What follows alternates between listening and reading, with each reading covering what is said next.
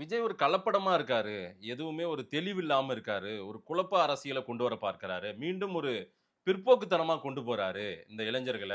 எவன் ஒருவன் வளர்ச்சி அடைகிறானோ, அந்த வளர்ச்சிய பொறுக்காதவன் இது மாரி தான் சேத்த ஒரு சுத்துவாங்க. ம், இதான் எதார்த்தமான உண்மை. ம், இன்றைய தினம்ல தமிழ்நாட்ல வருங்காலத்தில் கண்டிப்பாக ஒரு அரசியல் சக்தியா உருவெடுத்து விட்டார். ம். அத தடுக்கிற சக்தி யாருக்குமே கிடையாது. உங்க ஊரு செங்கோட்டையன்லாம் ஒரு மூத்த தலைவர் ம்.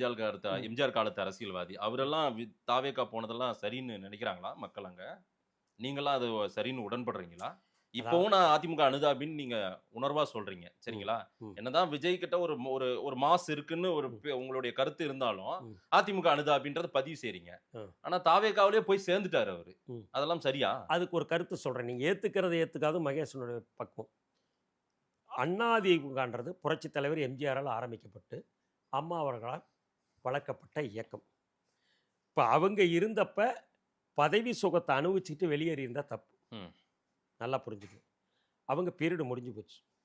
இப்ப இன்னொரு தலைவர் வரப்ப அந்த தலைவர புடிச்சு இப்ப எனக்கு எடப்பாடி பிடிக்குது. நான் அந்த கட்சியில என்ன சில சக்திகள் போய் சேர்றதுக்கே தடுத்தனால நான் வெளியேறி விவசாய முன்னேற்ற கழகம் தொடங்கி ஓட்டிக்கிட்டு இருக்கேன். இல்லைன்னு சொல்ல. நடத்திக்கிட்டு இருக்கேன். ஆனா, அவருடைய நிலைமைக்கு அங்க ஒத்து வரல வெளியேறாரு. அதனால அவர பேசுறது என்ன பொறுத்தவரைக்கும் அது தப்பு. ம். அவருக்கு பிடிக்கல போயிட்டு நீங்க அதிமுகவுக்கு துரோகி நூற்றாண்டு காலமா அந்த இயக்கத்தில் தற்போது எனக்கு பிடிக்கவில்லை வெளியேறிட்டேன்றார். ம். நான் எடப்பாடி கண்மூடித்தனமா ஆதரிச்சால் கூட அந்த இடத்துல செங்கோட்டையனும் தப்பு நான் சொல்ல மாட்டேன். அவருக்கு பிடிக்கல அவர் வெளியேறிட்டார். ம். ஒருவேளை அவர் என்ன நினைக்கலாம்? இனி மக்கள் விஜயை தலைவராக்க முடிவு செய்து விட்டார்கள், முதல்வராக்க முடிவு செய்து விட்டார்கள். ம். இப்ப செங்கோட்டை எடப்பாடிக்கிட்டு இருக்காருன்னு வச்சுங்க. நேத்து போய் செங்கோட்டையன் தனியா கோயம்புத்தூர் ஏர்போர்ட்ல போய் மெட்ராஸ் இன்னைக்கு பொதுக்குழு கொண்டு போயிருந்தாருன்னா ஒரு 5 பேர் அவர் ஊருக்காரன் வருவான். சரி. தாவேக்காவில் சேர்ந்தோன்னா 2000 பேர் ஏர்போர்ட் அங்க தள்ளுமுள்ளு. அவர் எங்க போவாரு? அங்க தான் போவாரு. அப்புறம் என்ன சொன்னீங்க? யாருமே அரசியல் அனுபவம் கொண்ட தலைவர்களே விஜய்கிட்ட இல்லை நீங்க. ம். இப்ப போனா இப்படி சொல்றீங்க. அப்ப அவருடைய கொள்கையோ, அவருடைய இத புடிச்சு திருப்தியானாலும் 50 ஆண்டு காலம் அரசியல் இருந்தவரு. எம்ஜிஆரால் சட்டமன்ற உறுப்பினர் ஆக்கப்பட்டவர். 9 முறை சட்டமன்ற உறுப்பினரா இருந்தாரு.